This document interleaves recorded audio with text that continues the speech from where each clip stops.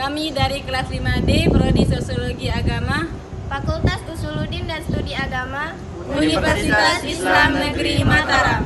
Kami akan mempresentasikan makalah kami yang berjudul menganalisis konsep Islam terhadap perilaku sosial keagamaan, psikologi sosial keagamaan menurut para ahli, dan masalah sosial dan disorganisasi sosial.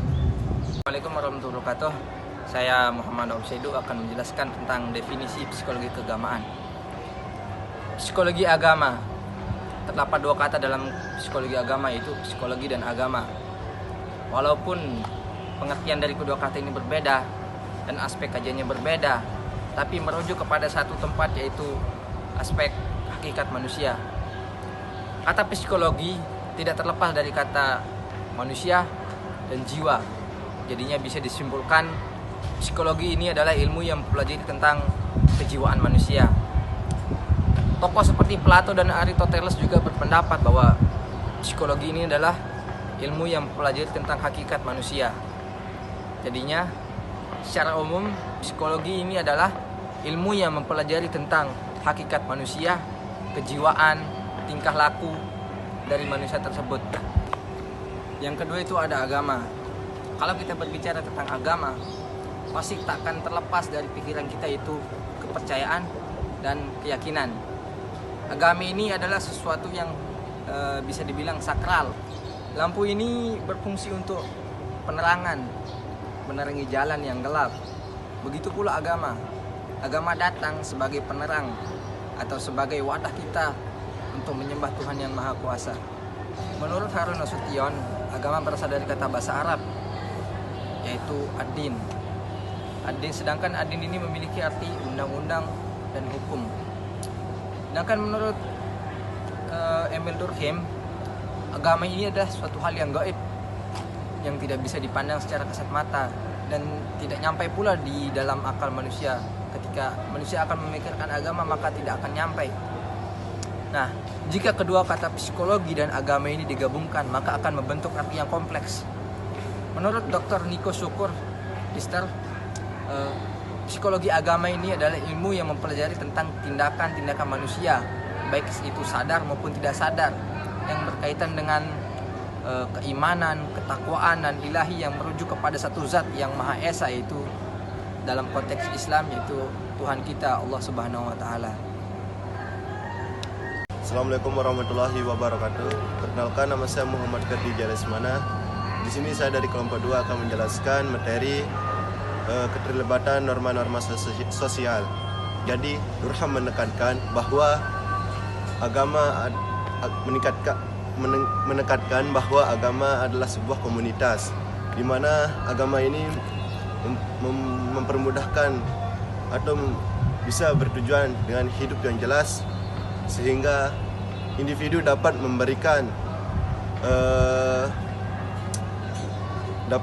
individu dapat memahami dan mentaati norma-norma sosial. Baik, di sini saya akan menjelaskan apa itu ritual kolektif. Jadi, dalam agama, ritual kolektif ini adalah sebuah kita harus bersama-sama, seperti sholat berjamaah, perayaan hari besar. Di sana kita dapat memperkuat ikatan sosial dan memperkuat ikatan solidaritas kita terhadap anggota masyarakat. Baik, selanjutnya saya akan menjelaskan motivasi dan etos. Agama itu memberikan motivasi yang kuat terhadap individu agar melakukan hal yang baik, tidak melakukan hal yang negatif. Seperti konsep agama seperti ihsan dan takwa, di sana itu mengacu terhadap individu agar melakukan berperilaku keadilan dan rendah hati, sehingga di sana dapat memperkuat norma-norma sosial. Assalamualaikum warahmatullahi wabarakatuh. Saya atas nama Bukri Rahman dari Fakultas Usuluddin dan Studi Agama, Jurusan Sosiologi Agama. Di sini saya sebagai pemateri ketiga akan menjelaskan tentang nilai-nilai utama dalam Islam, di mana nilai-nilai utama dalam Islam di sini seperti iman, ihsan, dan takwa memiliki kaitan yang signifikan dengan perilaku sosial keagamaan. Di sini saya akan menjelaskan sedikit kaitan nilai-nilai utama dalam Islam dengan perilaku sosial keagamaan. Yang pertama itu iman. Iman di sini bisa diartikan sebagai keyakinan penuh terhadap Allah SWT, nabi, malaikat, kitab maupun qada dan qadar. Kaitan iman dengan perilaku sosial keagamaan di sini memotivasi umat Islam agar mengerjakan segala perintah agama dengan seksama. Iman juga di sini mendorong solidaritas, kebersamaan antar masyarakat. Yang kedua itu ihsan. Ihsan di sini bisa diartikan kita menyembah Allah seakan-akan kita melihatnya, walaupun kita tidak melihatnya. Kaitan ihsan dengan perilaku sosial keagamaan di sini mempromosikan sifat adil, rendah hati, dan ikhlas. Ihsan juga bisa mendorong kelakuan seseorang seperti bersedekah, menolong sesama. Yang ketiga itu takwa. Takwa di sini bisa diartikan sebagai takut atau ketakutan kepada Allah SWT dengan menjauhi segala larangannya dan mengerjakan segala perintahnya. Assalamualaikum warahmatullahi wabarakatuh. Saya Junia Kalestari, NIM 220602126, kelas 5D. Di sini saya akan menjelaskan tentang pemikiran Emile Durkheim. Emile Durkheim berpendapat bahwa dalam masyarakat primitif memiliki kesadaran kolektif lebih kuat yang melingkupi seluruh masyarakat dan seluruh anggotanya. Kemudian Durkheim membangun sebuah konsep dalam sebuah sosiologi yang disebut fakta sosial. Yang pertama, teori fakta sosial merupakan cara pandang seseorang dalam melakukan tindak sosial melalui proses berpikir yang didasarkan pada sikap koersif dalam kehidupan masyarakat. Contoh, misalnya dalam keluarga kita, anak perempuan tidak boleh keluar malam atau pulang malam, sehingga kita harus mengikuti aturan norma dari fakta sosial tersebut. Kemudian di lingkungan masyarakat, contoh misalnya nih kita ikut berpartisipasi gotong royong di kampung. Ini juga salah satu fakta sosial, sehingga menimbulkan persepsi untuk budaya yang patut dilestarikan. Jadi fakta sosial juga mengikat individu, mengerahkan untuk mengikuti norma di suatu komunitas atau kelompok. Kemudian teori yang kedua, integritas sosial. Di sini ada suicide atau bunuh diri. Menurut Durkheim, bunuh diri terjadi karena dipengaruhi oleh fenomena sosial yang termasuk dalam fakta sosial. Fenomena sosial yang dimaksud dapat berupa masalah ekonomi, agama, perceraian, disintegrasi sosial, dan regulasi sosial. Sudah banyak fenomena yang terjadi di Indonesia. Salah satu contohnya depresi. Individu merasa dirinya tidak pantas atau tidak penting dalam kedudukannya sendiri. Ini juga terjadi karena lemahnya integrasi sosial. Kemudian masalah ekonomi, karena banyak hutang, merasa tidak ada jalan keluar dan merasa tertekan hingga dia bunuh diri. Selanjutnya, solidaritas sosial. Solidaritas sosial merupakan wujud kepedulian sesama kelompok atau individu saling memberi kontribusi. Durkheim juga mengatakan ada dua jenis solidaritas. Yang pertama, solidaritas mekanik. Kesadaran kolektif individu memiliki kapasitas untuk menyelesaikan sesuatu untuk memenuhi kebutuhan. Contohnya dalam masyarakat pedesaan atau masyarakat tradisional, mereka termasuk kelompok masyarakat yang homogen. Mereka masih belum ada pembagian kerja. Mereka menganggap kelompok saling membutuhkan satu sama lain. Kemudian kesadaran kolektif terlihat ketika mereka bergotong royong untuk saling membantu. Yang kedua, solidaritas organik. adanya pembagian kerja, menciptakan sesuatu ikatan merupakan solidaritas sosial, butuh kemampuan untuk menyelesaikan sesuatu untuk memenuhi kebutuhan mereka. Contoh, misalnya sekarang mau jahit baju, ada tukang jahit, mau bangun rumah, ada tukang bangunan. Kalau mau belajar privat, sekarang udah ada les dan masih banyak lagi contoh lainnya.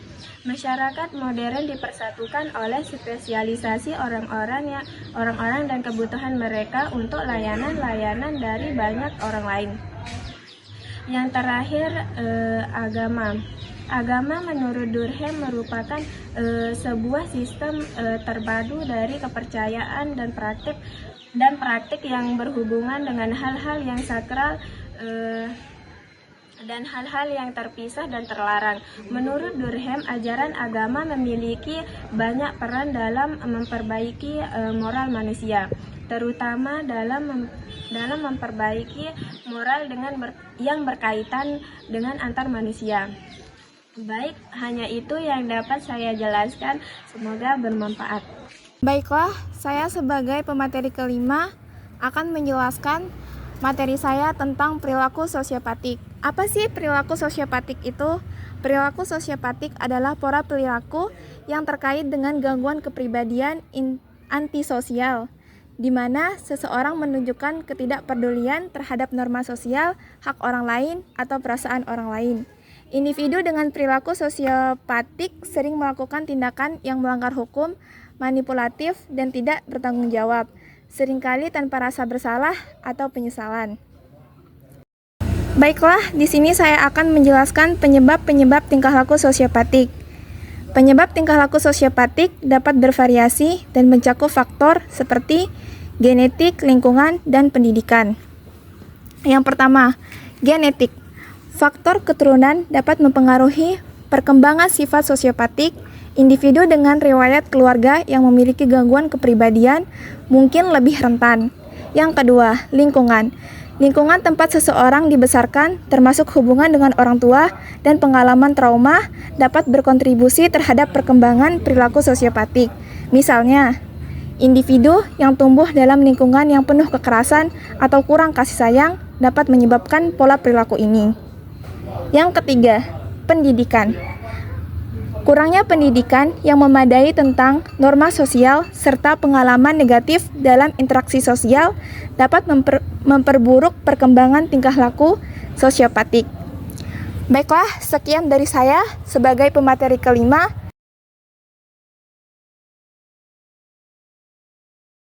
Sebagai pemateri terakhir atas nama Laila Mardia akan menyampaikan materi saya yang terkait disorganisasi sosial dan beberapa faktor penyebabnya.